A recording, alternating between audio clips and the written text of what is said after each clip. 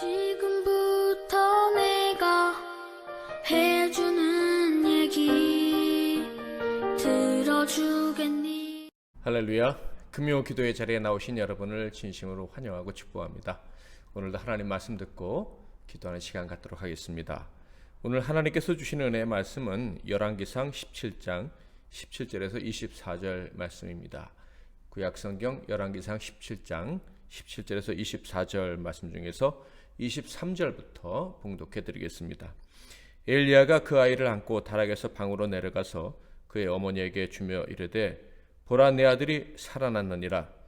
여인이 엘리야에게 이르되 내가 이제야 당신은 하나님의 사람이시오 당신의 입에 있는 여호와의 말씀이 진실한 줄 아노라 하니라. 오늘은 욥기서 강의를 조금 쉬고 열왕기서에 기록된 말씀을 상고하려 합니다. 욥기서 강해를 계속하면서 느낀 점이 있습니다. 처음에는 위로와 감동이 아주 크게 다가왔는데 저를 포함해서 일반적인 성도라면 조금 지루하다라는 그런 느낌을 가질 수 있을 것이다 라고 생각합니다. 왜냐하면 아주 지리한 논쟁이 반복해서 계속 나오고 있기 때문이죠. 그 논쟁의 내용이 좀 다양하다면 그래도 좀 덜 지리할 텐데 같은 내용이 반복되고 있어요. 친구들의 인과응보 사상을 계속해서 보여주고 있고 그 인과응보 사상으로 욥을 추궁하고 욥은 자신은 의롭다고 절대로 나는 죄 때문에 이런 일을 당한 것이 아니라고 변호하는 것. 시간이 갈수록 내용이 심화되고 감정이 격화될 뿐 해결의 실마리는 보이지 않는 이 논쟁만 계속 반복되기 때문에 지리한 느낌을 갖게 되는 거예요. 그렇다면 하나님은 왜 이렇게 지루하게 느낄 수밖에 없는 이야기를 성경에 그대로 실으셨을까? 왜 우리로 이 성경을 재밌게 읽게 하실 수도 있는데 힘들게 읽게 하셨을까? 물론 어떤 분은 좀 더 깊이 연구하면 당연히 재밌게 읽을 수가 있을 거예요. 그러나 일반적으로는 참 읽기가 쉽지가 않습니다. 그렇게 하신 이유는 저는 이렇게 생각합니다. 바로 인간 역사의 허무함을 보여주시기 위함이다. 사람이 아무리 자신의 의와 자신의 지식이 대단하다고 주장하려 해도 다 허무한 것뿐이다 라는 사실을 알리시기 위함이라는 것이죠. 사람이 자기의 의를 주장하며 논쟁을 지속할수록 뭔가 해결이 되거나 기쁨이 커지는 게 아니라 더 깊은 수렁에 들어가게 된다라는 것, 그것을 알려주시기 위해서 지리한 논쟁을 기록한 것이 아닌가 하는 생각이 듭니다. 이것 곧 사람의 논쟁은 결코 선한 결말을 가져다 주지 않는다라는 사실을 사도 바울은 이렇게 간단하게 정리했죠. 로마서 3장 10절에서 12절 기록된 바 의인은 없나니 하나도 없으며 깨닫는 자도 없고 하나님을 찾는 자도 없고 다 치우쳐 함께 무익하게 되고 선을 행하는 자는 없나니 하나도 없도다. 그러므로 사람이 자신의 의를 주장하며 싸우는 것은요 정말 허무한 것이라는 것을 빨리 깨달을 수 있으면 좋을 것 같습니다. 그러니까 자신의 악을 알지 못하는 자, 자신의 무지를 인정하지 않는 자와 논쟁한다는 것, 이건 참 미련한 짓이라는 걸 빨리 깨달아야 돼요. 하나님과 논쟁하는 것도 어리석지만 사람, 좀 안다고 하는 사람, 근데 나는 더 잘 안다고 하는 생각으로 그런 사람들과 논쟁한다는 건 정말 헛된 일이다. 그러므로 어떤 사람이 지혜로운 사람이겠습니까? 자신을 무지한 존재로 깨닫고 신속하게 하나님께 엎드리는 자가 지혜로운 자고, 또한 무지한 자와 다투지 않고 싸우지 않고 피하는 자가 지혜로운 자라는 것을 알 수가 있습니다. 열왕기상 16장에 보면 북이스라엘의 새로운 왕이 등장합니다. 바로 이세벨의 남편 아합입니다. 이 아합은 이스라엘 역사에 등장한 왕들 중에서 가장 악한 왕으로 평가받는 자였죠. 열왕기상 16장 33절 또 아세라상을 만들었으니 그는 그 이전에 이스라엘 모든 왕보다 심히 이스라엘 하나님 여호와를 노하시게 하였더라. 이 사람의 악함은요 하나님 말씀하셔도 하나님 말씀을 들어도 심지어 증거를 주셔도 깨닫지 못할 정도로 악한 것이었습니다. 당시에 가장 위대한 선지자 엘리야를 보내시어 말씀하셔도 듣지 않을 정도였고요. 한 번은 하나님 말씀이 얼마나 정확한지 알게 하시려는 큰 사건도 보여주셨습니다. 열왕기상 16장 34절. 그 시대에 베델 사람 히엘이 여리고를 건축하였는데 그가 그 터를 쌓을 때 맏아들 아비람을 잃었고 그 성문을 세울 때 막내 아들 수굽을 잃었으니 여호와께서 눈의 아들 여호수아를 통하여 하신 말씀과 같이 되었더라. 히엘이라는 자가 아합 때 여리고성을 재건했던 거예요. 그런데 그 일로 말미암아 저주를 받아 두 아들을 잃어버렸습니다. 이 아들들을 잃는 저주를 받은 이유는요, 하나님이 하신 말씀 때문입니다. 여호수아를 통해서 하나님이 이렇게 말씀하셨죠. 여호수아서 6장 26절. 여호수아가 그때 맹세하게 하여 이르되 누구든지 일어나서 이 여리고성을 건축하는 자는 여호와 앞에서 저주를 받을 것이라. 그 기초를 쌓을 때 그의 맏아들을 잃을 것이요 그 문을 세울 때 그의 막내 아들을 잃으리라 하였더라.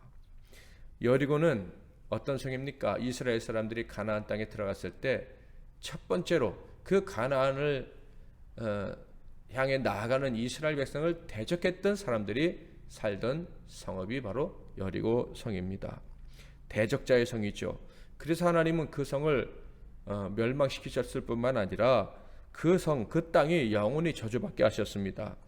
여호수아를 통해서 그 성을 재건하지 말라고 명하신 거예요. 만약에 그 명을 어기는 사람이 있다면 아들들을 잃게 될 것이다 라는 저주까지 내리셨던 거예요. 그런데 아합 때 정말 하나님의 명을 어기고 여리고성을 재건하다가 그 건축자의 아들들이 죽는 기가 막힌 일이 벌어지고 만 것입니다. 이 놀라운 사건이 벌어졌음에도 불구하고요, 아합은 꿈쩍하지 않았습니다. 하나님 말씀을 두려워하지 않았어요. 심지어 엘리야가 직접 와서 심각한 저주의 말씀을 주었을 때에도 그는 두려워 떨기보다는 오히려 하나님의 사람 엘리야를 대적했습니다. 열왕기상 17장 1절. 길앗에 우거하는 자 중에 디셉 사람 엘리야가 아합에게 말하되 내가 섬기는 이스라엘의 하나님 여호와께서 살아계심을 두고 맹세하노니 내 말이 없으면 수년 동안 비도 이슬도 내리지 아니하리라 하니라. 하나님께서 끔찍한 재난을 주시겠다고 하셨는데 그것은 3년 반이 넘는 기간 동안의 기근이었습니다. 이슬도 내리지 않는 완전한 기근이었습니다. 그런데 이런 저주의 말, 경고의 말을 듣고도 아합과 그의 아내 이세벨은 엘리야를 잡아 죽이려고 했습니다. 그러자 하나님은 더 이상 아합과 논쟁하거나 싸우지 말고 피할 것을 명하셨죠. 이 의미 없는 싸움을 할 하등의 이유가 없다는 것이었습니다. 그래서 엘리야는 아합과 이세벨의 눈을 피해서 숨었죠. 먼저는 그리시네가로 피했습니다. 그 후 이스라엘의 물이 완전히 마르자 그리시네가를 떠나라 하신 하나님의 명에 따라 떠나게 됩니다. 어디로 떠나라 하셨습니까? 이방 나라로 가셨습니다. 바로 시돈 땅에 있는 사르밧의 과부의 집으로 가라고 하신 거예요. 그곳에서 약 3년 동안 엘리야는 피해 있게 됩니다. 자, 바로 여기서 우리는 엘리야의 위대함을 발견하게 됩니다. 그는 하나님의 선하시고 능력이 많으시고 실수가 없으시다는 그 하나님의 성품에 완전한 확신을 가지고 있었다 하는 것입니다. 그는 분명 질문할 수 있었을 거예요. 하나님을 위해 진리를 외쳤는데 왜 내가 도망가야 하는지에 대해서. 특히 그리시네가에서 혼자 숨어 지내는 것은 그럭저럭 견딜 수 있는 일이라고 생각할 수 있겠습니다만 자신으로 인해서 많은 선지자들이 고통을 당해야 된다는 것, 이것은 받아들이기 쉽지 않았을 거예요. 게다가 이방 땅에 가서 혼자 피해서 살라고 하시는 겁니다. 그것도 이방의 과부가 살고 있는 집에 가서 숨어 살라 하시는 것은 참 받아들이기가 쉽지 않았을 거예요. 그런데 엘리야는 이 하나님의 명령에 조금의 질문도 없이 바로 순종합니다. 이스라엘 선민의 선지자가 이런 것에 살아야 된다는 것 받아들이기가 어려웠겠지만 그러나 아무 질문도 없이 아무 항의도 없이 즉각 순종합니다. 이는 하나님의 선하심, 신실하심, 실수가 없으심에 대한 확실한 믿음이 있기 때문에 가능한 것이었죠. 열왕기상 17장 8절부터 10절을 볼까요? 여호와의 말씀이 엘리야에게 임하여 이르시되 너는 일어나 시돈에 속한 사르밧으로 가서 거기 머물라. 내가 그곳 과부에게 명령하여 내게 음식을 주게 하였느니라. 그가 일어나 사르밧으로 가서 성문에 이를 때 한 과부가 그곳에서 나뭇가지를 줍는지라. 이에 불러 이르되 청하건대 그릇에 물을 조금 가져다가 내가 마시게 하라. 하나님의 명령이 끝나자 그가 일어나 갔다고 합니다. 하나님의 뜻이 선하시다는 것에 대해서 조금의 주저함도 없었다라는 말씀입니다. 이렇게 순종함으로 사르밧에 도착했을 때 그곳 사정은요 이스라엘과 별반 다르지가 않았습니다. 온 나라 백성들은 기근에 시달리고 있었고요. 그리고 하나님이 엘리야를 섬기라고 지정하셨던 여인은 인생의 마지막 식사를 준비하고 있었습니다. 아주 가난하고 그 가난한 사람들 중에서도 가장 가난한 여인이었다 하는 거예요. 엘리야가 그 가난한 여인에게 먹을 것을 달라고 하자 그녀가 이렇게 대답했어요. 17장 12절 그가 이르되 당신의 하나님 여호와께서 살아계심을 두고 맹세하노니 나는 떡이 없고 다만 통에 가루 한 움큼과 병에 기름 조금뿐이라. 내가 나뭇가지 둘을 주워다가 나와 내 아들을 위하여 음식을 만들어 먹고 그 후에는 죽으리라. 그런데 이 가난한 여인에게 엘리야는 자신을 영접하고 그 여인의 거처에서 자기에게 음식을 대접하라고 명령합니다. 걱정하지 말고 음식을 가져오라고 이야기합니다. 13절 14절 엘리야가 그에게 이르되 두려워하지 말고 가서 내 말대로 하려니와 먼저 그것으로 나를 위하여 작은 떡 한 개를 만들어 내게로 가져오고 그 후에 너와 내 아들을 위하여 만들라. 이스라엘의 하나님 여호와의 말씀이 나 여호와가 비를 지면에 내리는 날까지 그 통의 가루가 떨어지지 아니하고 그 병에 기름이 없어지지 아니하리라 하셨느니라. 말도 안 되는 이야기지만 하나님의 말씀이라는 말에 이 여인이요 질문 없이 순종합니다. 질문 없이 엘리야의 말대로 마지막 음식을 만들어서 자기와 아들이 먹을 그 음식을 엘리야 선지자에게 하나님의 사람에게 대접합니다. 그 결과 그 집은 가뭄을 이길 수 있는 양식을 하늘로부터 공급받게 됩니다. 이렇게 하나님은 하나님의 말씀에 겸손히 순종하는 자들에게 길을 내주십니다. 바다의 길을 내시고 광야의 길을 내신 것처럼 길을 내어주셔서 살게 하시는 거예요. 그런데 이렇게 하나님이 길을 열어주셔서 복된 길로 걸어가던 이 사람에게 도저히 이유를 알 수 없는 사건이 터지게 됩니다. 길을 하나님이 인도해 주셔서 간다고 생각했는데 갑자기 길이 탁 막혀버리고 도저히 어디로 가야 될지 알 수 없고, 그리고 욥처럼 하나님께 질문하지 않으면 견딜 수 없는 그런 상황이 찾아오고 만 것이죠. 17절 이루에 그 집 주인 되는 여인의 아들이 병들어 증세가 심히 위중하다가 숨이 끊어진지라. 말 그대로 말은 하는데 날벼락이 떨어지고 만 것입니다. 사르밧 과부는 엘리야의 말씀을 듣고 믿고 순종했습니다. 그 결과 아들과 함께 굶지 않고 살 수 있는 길이 열렸죠. 어쩌면 생전 처음, 혹은 남편이 그녀의 곁을 떠난 이후 처음으로 곡식통과 기름통을 가득 채우고 살아갈 수 있게 된 것입니다. 모든 것이 하나님의 은혜였죠. 참으로 자격 없는 비천한 자에게 이유 없이 주시는 하나님의 은혜를 마음껏 누리며 살 수가 있었습니다. 그런데 그 기쁨, 그 감사, 그리고 그로 인한 미래에 대한 희망도 잠시, 하나밖에 없는 그 소중한 아들이 갑자기 병들어 죽어버리고 만 것입니다. 어떻게 이런 일이 일어날 수가 있을까? 이 여인의 고통은 이로 말할 수가 없었겠죠. 그러자 그녀의 마음속에는 이런 생각까지 떠오르게 됩니다. 18절 여인이 엘리야에게 이르되 하나님의 사람이여, 당신이 나와 더불어 무슨 상관이 있기로 내 죄를 생각나게 하고 또 내 아들을 죽게 하려고 내게로 오셨나이까. 한마디로 진작에 아들과 함께 굶어 죽었었더라면 더 좋았을 것이다 라는 말을 한 것이죠. 지금 아들이 죽고 혼자 남으니 애초에 은혜 받을 자격이 없는 사람이 은혜 받고 호사를 누린 것이 헛되다. 차라리 그런 은혜가 없었으면 내가 덜 비참했을 것 같다라는 말을 하는 거예요. 나는 정말 은혜 받을 자격이 없는 이방인이요 죄인이라는 것을 더 깊이 깨닫게 되었다. 어차피 망할 사람이라는 거 당신도 아셨다면 왜 나에게 은혜를 주어서 희망을 갖게 하셨느냐, 뭐 이런 얘기를 한 거죠. 당시 고대인들은요, 신이란 마음에 들지 않는 자에게 저주를 내리는 존재로 여겨졌습니다. 그러니까 이 여인은 엘리야 선지자의 말씀에 순종해서 복을 받았지만 여전히 하나님에 대해서는 온전한 지식을 갖지 못하고 있었던 거예요. 그 하나님을 세상 신, 즉 우상들과 그런 같은 비슷한 존재로 생각을 했던 거죠. 잘하면 복주고 잘못하면 저주를 내리는 존재. 그런데 막상 아들이 죽고 보니까 자기가 저주받아 마땅한 존재라는 것이 더 확실하게 느껴지는 거예요. 그녀가 지금 어떻게 살고 있어요? 위대한 하나님의 사람인 엘리야 선지자와 함께 살고 있지 않습니까? 즉 진정한 하나님의 사람이 어떤 생각, 어떤 태도, 어떤 습관을 가지고 살아가는지를 보면서 참 느낀 것이 많았을 거예요. 당연히 자신들의 문화 속에서 경험했던 종교 지도자들과는 완전히 다른 품격을 가지고 살아가는 자다. 말 하나도 완전히 다르다. 말투도 다르다라는 것을 많이 느꼈을 거예요.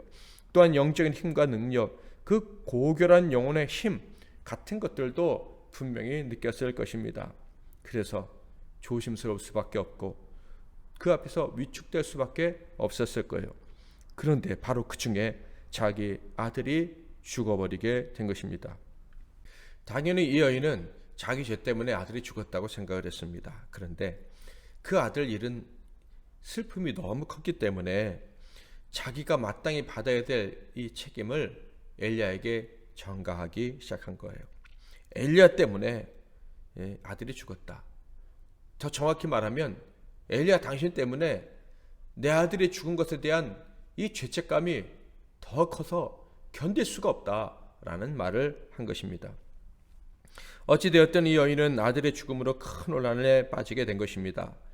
전혀 답을 알 수 없는 질문을 갖게 된 것이죠.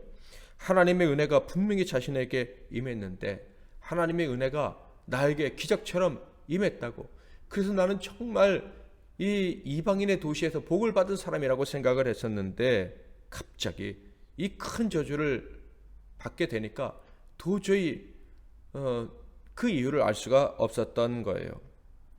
그리고 결론은 결국 내 죄 때문에 이렇게 될 것이었다면 진작에 죽는 것이 낫지 않았을까라는 질문을 갖게 된 것이죠. 자, 그런데 이 사건으로 인해 당황하게 된 사람은 여인뿐만이 아니었습니다. 엘리야도 당황스러웠어요. 그가 한 행동을 볼까요? 19절. 엘리야가 그에게 그의 아들을 달라 하여 그를 그 여인의 품에서 받아 안고 자기가 거처하는 다락에 올라가서 자기 침상에 누이고. 놀랍게도 그는 당시 일반인들이 하는 행동을 하지는 않았습니다.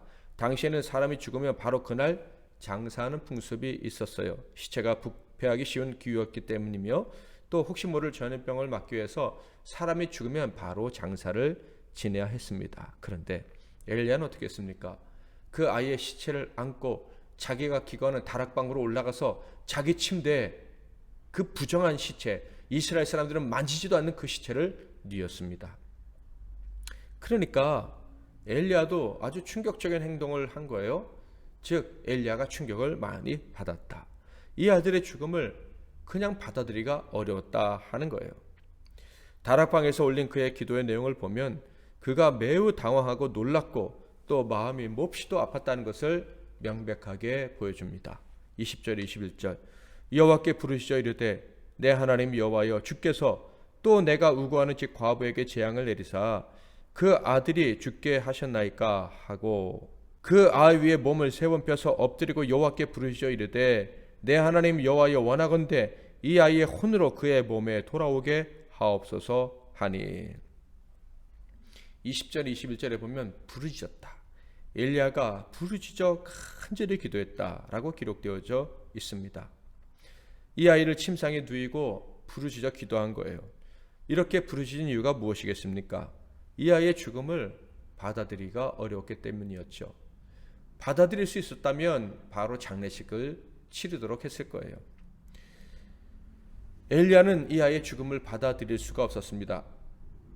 받아들이기 어려운 정도가 아니라 받아들일 수가 없었습니다. 도대체 왜 이런 일이 벌어졌을까? 라는 질문에 답을 얻을 수가 없었던 거예요. 하나님은 아합의 손에서 엘리야를 건져서 여기까지 오게 하셨습니다. 여기 오기 전에는 까마귀를 통해서 그를 먹여 살리셨죠. 그리고 이후에는 이방인 여인의 손을 통해서 그를 먹여 살리십니다. 자, 먼저 까마귀를 통해서 먹이신 거 생각해 볼까요? 레위기 11장 15절에 보면 까마귀는요 부정한 새입니다. 그래서 먹으면 안 되는 새로 하나님이 분류해 놓으셨어요. 그런데 그 부정한 새를 통해서 엘리야를 먹여 살리셨던 것입니다. 그리고 그 다음에는 이방 여인의 손, 즉 부정한 여인의 손을 통해서 먹여 살려주신 거예요. 그러니까 이 까마귀를 통해서 먹으면서 부정한 새를 통해서 하나님이 나를 살리시네, 그렇다면 그 부정한 새도 하나님이 사용하시는구나 하는 생각을 했겠죠. 그리고 나서 이방 여인의 손을 통해서 먹게 하심으로 이방 여인을 통해서도 하나님이 일하실 수 있구나 라는 생각을 하게 하신 거예요. 그러니까 하나님이 단계별로 엘리야가 받아들일 수 있도록 상황을 이끌어 가셨다라는 것을 알 수가 있어요. 하나님이 이렇게 세심하시고 신실하신 하나님이신 거예요. 하나님은 모든 동물, 모든 사람을 다 귀하게 여기시는 분임을 알게 하신 후에 이 사르밧 과부의 집에서 편히 이 고난의 때에 숨어서 지낼 수 있도록 하셨다 하는 거예요. 그런데 까마귀보단 훨씬 귀한 존재, 엘리야를 도와주던 그 고마운 사람의 집에 하나님이 재앙을 내리신 거예요. 그 고마운 사람의 아들을 죽게 하신 것입니다. 엘리야가 생명을 이어가도록 하나님이 부르셔서 사용해 주신 엘리야 입장에서는 너무나도 귀하고 고마운 그 사람의 집에 죽음을 내리시다니 엘리야는 도저히 이해가 되지가 않았고요. 그래서 하나님께 부르짖어 기도할 수밖에 없었던 것입니다. 그런데 부르짖었다는 단어만큼 오히려 더 눈에 띄는 말이 있습니다. 그것은 엘리야의 행동이었죠. 죽은 아이의 몸 위로 무려 3번씩이나 겹쳐 엎드려서 기도했다는 거예요. 왜 이런 행동을 했는지, 그 의미가 무엇이었는지 정확히 알 수는 없습니다. 그러나 분명한 것은 이 아이에게 생명이 돌아오기를 너무나도 간절히 원했기에 이런 행동을 했을 것이다 라는 것은 충분히 짐작할 수가 있어요. 자기에게 있는 생명이 이 아이에게 흘러가도록, 자기에게 있는 생명이 이 아이에게 연결되도록 하는 마음으로 엎드리지 않았을까. 저는 심지어 내가 죽더라도 이 아이는 살아야 됩니다 하는 심정으로, 내 생명을 빼서 이 아이에게 주세요 하는 심정으로 기도하지 않았을까. 예수님처럼, 그리고 모세처럼 그런 간절한 마음으로 기도하지 않았을까라는 생각을 해봅니다. 부정한 게 어떻게 거룩한 선자의 침상에 누울 수가 있겠습니까? 어쩌면 이 침상에 내가 누워서 죽고 이 아이는 살아서 걸어나가길 바라는 마음으로 그렇게 기도하지 않았을까라는 생각도 해봅니다. 엘리야와 사르밧 과부, 그들은 둘 다 자신들에게 벌어진 이유, 이 아이가 죽어야 되는 이유를 알 수가 없었습니다. 그래서 과부는 원망을 하며 질문을 쏟아냈죠. 그런데 엘리야는 당연히 수많은 질문이 떠올랐지만 그는 오직 한 가지 일에 집중했습니다. 생명의 하나님을 의지하는 그 일에 집중했습니다. 이미 벌어진 일에 원망하며 절망하며 절규하는 대신에 내 생명은 내어주더라도 이 아이를 살릴 수 있는 길이 혹시라도 있다면 하는 마음으로 이 아이를 살려달라고 하나님께 매달리는 작업을 했던 것입니다. 그러자 어떤 일이 일어났습니까? 어떻게 보면 너무 쉽게 맥이 탈뿔릴 정도로 간단하게 사건이 끝나버립니다. 22절, 여호와께서 엘리야의 소리를 들으심으로 그 아이의 혼이 몸으로 돌아오고 살아난지라. 아니, 이렇게 쉽게 살려주실 것을 왜 이 아이를 죽게 하셨을까? 그 이유는 바로 이어진 말씀을 통해서 분명히 밝혀지게 됩니다. 23절 24절, 엘리야가 그 아이를 안고 다락에서 방으로 내려가서 그의 어머니에게 주며 이르되 보라, 네 아들이 살아났느니라. 여인이 엘리야에게 이르되 내가 이제야 당신은 하나님의 사람이시오 당신의 입에 있는 여호와의 말씀이 진실한 줄 아노라 하니라. 하나님께서 이 사건을 허락하신 이유가 명백해졌습니다. 바로 사르밧 과부가 하나님을 진정으로 경외하는 사람이 되게 하시려고 이 일을 하셨던 것입니다. 단지 엘리야에게 밥을 제공해주고 집을 제공해주고 엘리야의 모습에 감동과 그리고 열등감을 느끼는 정도로 끝나지 않게 하시려 이 일을 하셨다는 거예요. 그녀 역시 하나님께 은혜 받은 참된 백성이 될 수 있다는 사실을 알게 하시려고 이 사건을 행하신 거예요. 엘리야가 하나님의 사명을 받은 일꾼이었던 것처럼 여인도 하나님이 귀하게 여기신 하나님의 일꾼이라는 사실을 알리시려고 이 일을 행하셨다 하는 거예요. 엘리야, 이 귀한 하나님의 사람을 도운 그녀는 결코 부속품에 지나는 존재가 아니라는 거예요. 참된 믿음으로 하나님을 섬겨야 할, 엘리야처럼 하나님 앞에 당당히 서야 할, 하나님이 기뻐하시며 택한 영혼이라는 사실을 스스로 깨닫게 하시려고, 스스로 경건한 삶을 살게 하시려고 엘리야가 그들 집을 떠나도 그 믿음이 변치 않게 하시려고 이 엄청난 일을 하셨다 하는 거예요. 그러니까 엘리야도 과부도 다 당황했었습니다. 욥이 당황했던 것처럼 어떻게 선하신 하나님께서 선을 행하는 자들에게 악이 임하게 하시는가라는 문제로 당황하게 했습니다. 그런데 그들은 그 답을 금방 알게 되었습니다. 그 힘든 일, 악이라고 생각됐던 일도 은혜였다는 것을, 하나님은 결코 그 살아가는 자에게 악을 행하시는 분이 아니라는 것을, 모든 것이 합력해서 선을 이루게 하시는 분이라는 것을 알게 되었다라는 것입니다. 욥기서에는 길고 긴 논쟁이 있었죠. 하나님이 과연 의인에게 악을 행하시기도 하는가, 그렇지 않은가에 대한 논쟁이었습니다. 그런데 오늘 말씀은 전혀 다른 시대의 이야기고 다른 사건이지만 그 길고 긴 논쟁의 가치에 대해서 분명히 설명해 줍니다. 논쟁은 무의미하다는 거예요. 하나님과의 논쟁은 물론 사람과의 논쟁도 무의미하다는 것입니다. 질문이 생기면, 이해되지 않으면 논쟁 대신에 하나님께 매달리면 된다고 가르쳐주고 있는 거예요.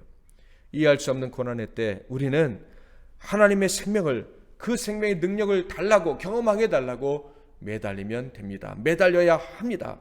하나님의 선하심을 조금도 의심하지 않고 도와달라고, 살려달라고, 생명의 능력을 경험하게 해달라고 부르짖으면 됩니다. 그러면 이해할 수 없는 고난은 우리를 더 깊은 믿음의 단계로 인도하게 될 거예요. 더 하나님을 경외하게 해주시고 온전히 하나님을 신뢰할 수 있는 세계로 인도해 주실 것입니다. 하나님이 나에게 더 큰 믿음을 주시기 위해서 일하셨구나, 그리고 앞으로도 더 큰 믿음을 주시기로 일하시겠구나 하는 깨달음의 자리로 나아가게 될 것입니다. 우리 사랑하는 성도 여러분, 질문은 생길 수 있어요. 그러나 그때 당황스러울 때 욥처럼 논쟁하느라고 시간을 낭비하지 말고, 친구들처럼 논쟁하느라고 하나님께 책망받을 듯 하지 말고 엘리야처럼 생명의 주관 되신 하나님께 매달릴 수 있기를 바랍니다. 특별히 오늘은 이런 기도를 했으면 좋겠어요. 오늘 말씀을 붙잡고 기도할 때 특별히 우리에게 고마운 분들을 생각하며 기도했으면 좋겠습니다. 이 고마운 분들에게 고난이, 재앙이 임하지 않도록 기도했으면 좋겠고요. 만약에 고마운 분들에게 이해할 수 없는 고난, 재난이 찾아온다면, 혹시 찾아와 있다면 그들을 위해서 부르짖어 기도했으면 좋겠습니다. 그리고 우리의 기도를 들으사 우리에게 고마운 분들이, 그리고 우리가 정말 사랑하는 사람들이 주님께서 주신 그 고난의 이유를 깨닫고 하나님을 더 깊이 아는 복을 누리게 해달라고 기도했으면 좋겠습니다. 고난을 복으로 바꾸는 자들이 되게 해달라고 기도하시고요. 그리고 할 수 있으면 우리의 고마운 분들이 고난을 당하지 않게 해달라고 기도하는 이 밤이 되기를 바랍니다. 오 나의 자비로운 주여 찬양하고 기도하겠습니다. 오 나의 자비로운 주여, 나의 몸과 영혼을 주의 은혜로 다 채워주소서. 이 세상 괴로움 걱정 근심 주여 받아주시고 힘든 세상에서 인도하소서. 예수, 오 예수, 지금 오셔서 예수 오 예수 채워주소서.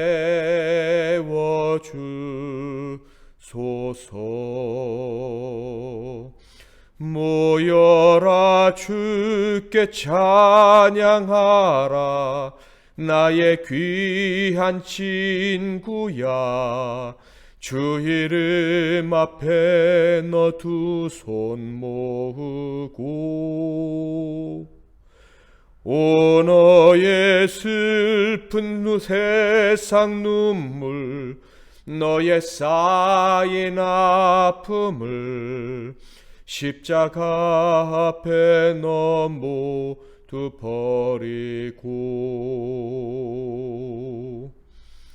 예수 오 예수 지금 오셔서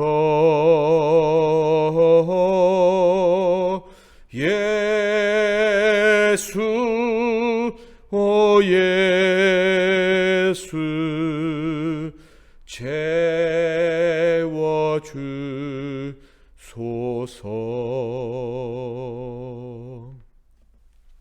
오늘도 말씀 붙잡고 기도하는 복된 시간 되시기를 바랍니다. 제가 먼저 기도하고 이어서 여러분 기도하고 편안한 밤 되세요. 기도하겠습니다. 하나님 아버지, 우리를 구원하시고 하나님 자녀 삼아주시니 감사합니다. 뿐만 아니라 우리에게 좋은 동력자들, 우리의 위기의 때 우리와 함께 할 수 있는 참 고마운 분들을 많이 보내주셔서 감사합니다. 하나님, 그런데 그 귀한 종들이 그렇게 선을 행하고도 어려운 일을 당할 때 우리가 그 모습을 보면서 많이 마음이 아프고 슬프고 고통스럽고 또 이 귀한 분들이 왜 고난을 당해야 되는지 이해할 수 없는 그런 때가 있음을 주님 앞에 고백합니다. 오늘 말씀 붙잡고 의지하며 기도하오니 사랑하는 모든 이들, 특별히 고마운 이들에게 고난이 없게 하옵시고 혹시 고난이 찾아온다면 너끈 이길 수 있는 은혜를 허락해 주옵소서. 그들을 위해서 기도할 수 있는 기회를 놓치지 않게 하시고 부르짖어 기도할 때 응답하옵소서. 그들에게 건강의 복을 주시고 물질의 어려움에서 건져내 주시고 가족들과 자손들이 복의 복을 받아 누리게 하옵소서. 예수 그리스도의 이름으로 기도하옵나이다. 아멘.